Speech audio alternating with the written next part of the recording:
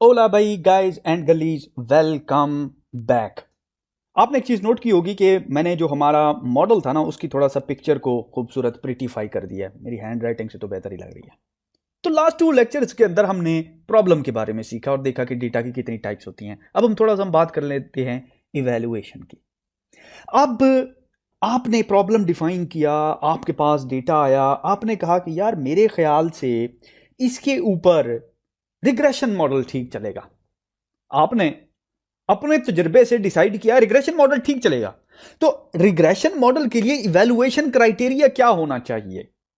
ये बेसिकली आपके जो कस्टमर है वो आपको बताएगा कि यार बात सुनो, मैंने बेसिकली चेक करना है कि क्या एक बंदे को हेल्थ कंडीशन है कि नहीं है। अब इमेजिन करें कि हेल्थ कंडीशन के लिए उसको 95% एक्यूरेसी चाहिए। तो ये इवैल्यूएशन क्राइटेरिया हो गया कि भाई जो तुम मॉडल मुझे बना के दे रहे हो वो 95% एक्यूरेट होना चाहिए। ना हुआ तो फिर तो मैं तो बहुत ज्यादा लोगों को गलत दवाई दे दूंगा, ये तो मसला हो जाएगा। एक चीज तो ये होगी कि भाई एक मॉडल की, एक प्रोजेक्ट की जब आप काम करते हैं तो एक डिफाइंड एक्यूरेसी होती है। अब वो एक्यूरेसी किस तरीके से अचीव करते हैं उसके लिए डिफरेंट पैरामीटर होते हैं मॉडल्स के अंदर। फॉर एग्जांपल आपने लगाया रिग्रेशन। अब रिग्रेशन के अंदर आप basically mean absolute abs error देखते हैं। ठीक है, इसको कहते हैं MAE, मीन एब्सोल्यूट एरर।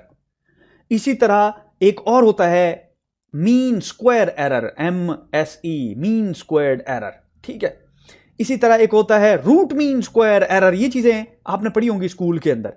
तो ये बेसिकली क्या है? ये वो मैट्रिक्सेस हैं जो कि आपको डिजायर्ड एक्यूरेसी, फॉर एग्जांपल आपने दिखाया कि जी mean squared error 95% accuracy achieve करने के लिए लेट्स से 15% होना चाहिए। इमेजिन करें, एक एग्जांपल दे रहा हूं।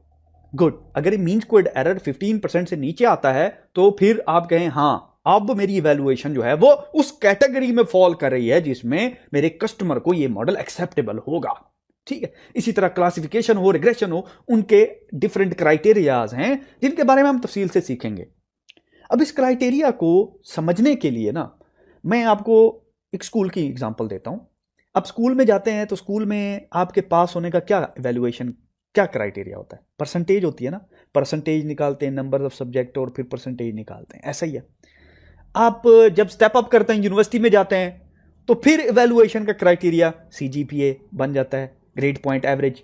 ठीक है, तो ये इवैल्यूएशन का क्राइटेरिया जिस तरह आप स्कूल से यूनिवर्सिटी गए चेंज हो गया, इसी तरह मॉडल टू मॉडल चेंज होता रहता है। और ये इवैल्यूएशन क्राइटेरिया रीइंफोर्स करता है, मेक श्योर करता है कि जो आपके मॉडल की एक्यूरेसी है वो डिजायर्ड लिमिट के अंदर है। ठीक होगी बात?